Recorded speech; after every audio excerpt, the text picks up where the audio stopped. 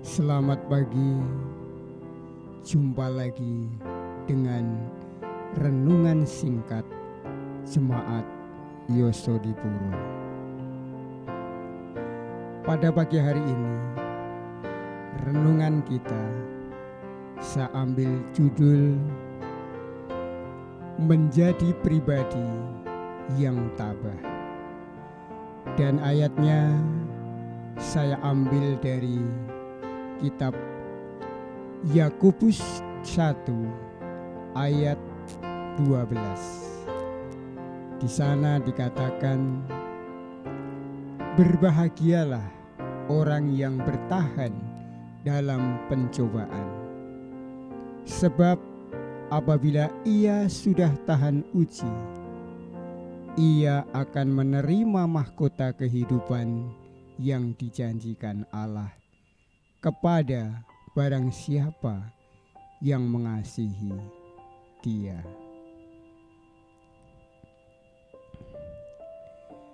Seorang ayah mengajak anaknya merebus sebutir telur dan sepotong ubi kayu secara bersamaan dalam panci dengan air mendidih. Setelah beberapa saat dan dirasa sudah matang, sepotong ubi kayu dan sebutir telur dikeluarkan dari panci. Cangkang telur dibuang dan terlihat telur yang lezat untuk dimakan. Belum sempat sang anak mengulurkan tangan untuk menikmati hidangan, sang ayah berkata, "Anakku, dua jenis makanan ini direbus dalam panci yang sama, dengan suhu sama panas. Ternyata telur menjadi keras dan ubi kayu menjadi lembut." Inilah gambaran kehidupan. Setiap orang bisa memilih menjadi keras hati atau lembut hati setelah menghadapi berbagai persoalan kehidupan. Tidak bisa kita hindari bahwa setiap orang dipastikan akan mengalami pergumulan dan perjalanan hidup.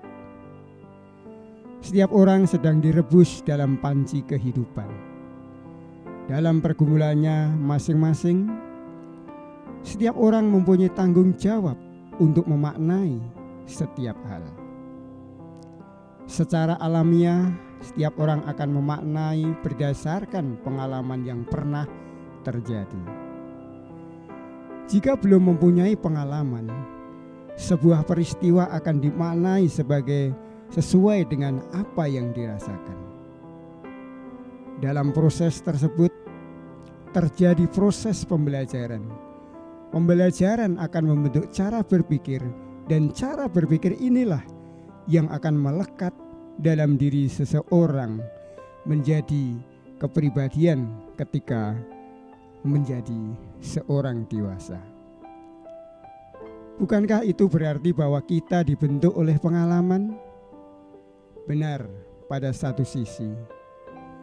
Namun seiring berkembangnya kesadaran diri dan pemahaman kehidupan yang lebih luas, bahkan penemuannya akan Sang Pencipta yang berkarya, memposisikan seseorang untuk memberikan makna baru pada setiap hal yang pernah terjadi di dalam kehidupannya. Inilah yang Paulus maksudkan dengan hidup sesuai dengan pembaruan akal budi di dalam Yesus Kristus. Untuk sampai pada tujuan tersebut, apa yang perlu kita lakukan? Yakobus dalam suratnya meminta jemaat untuk bertahan. Jemaat perlu tabah dalam setiap pergumulan kehidupan. Penindasan yang dialami jemaat kala itu bukan hanya sebuah intimidasi semata, namun dapat mengancam kehidupan. Penganiayaan terjadi di mana-mana. Jemaat harus berlari, bersembunyi. Jemaat yang terserak di berbagai tempat dengan berbagai ancaman, disemangati untuk bertahan dan tabah. Yakobus memberi makna terhadap penderitaan dan aniaya bukan sebagai hal yang menghancurkan iman atau membuat jemaat putus asa. Dalam menjalani kehidupan, sebaliknya Yakobus memahami bahwa aniaya akan menciptakan ketangguhan.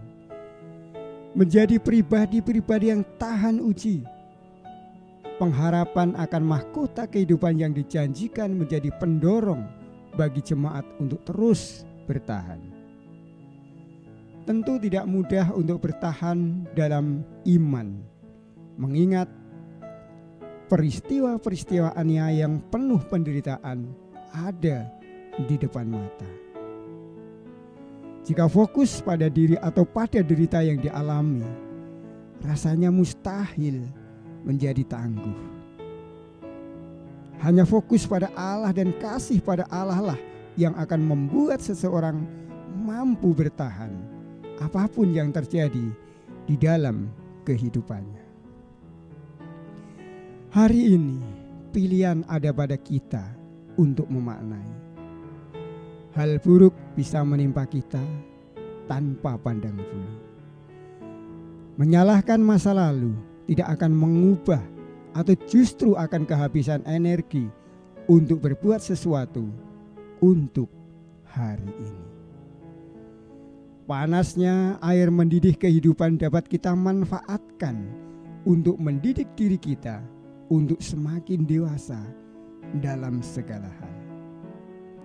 Jangan pernah menyesali apapun yang pernah terjadi di dalam kehidupan kita di masa lalu. Justru karena pengalaman tersebut, kita sedang diajar untuk menjadi pribadi yang tangguh dan mempunyai kompetensi dalam banyak hal. Pilihan ada di tangan kita. Memilih untuk menjadi lembut hati atau keras hati tidak menjadi masalah seberapa hebat pergumulan hidup menekan. Sepanjang kita memilih untuk menemukan karya dan kasih Tuhan di dalamnya, maka kita akan bertumbuh makin dewasa di dalam iman. Katakan dalam doa kita hari ini, Tuhan Bapa, lembutkanlah hatiku untuk lebih mengasihi-Mu. Bapa, bentuklah diriku untuk menjadi saksi-Mu dan mengerti rencana-Mu di dalam kehidupan. Tuhan memberkati. Amin.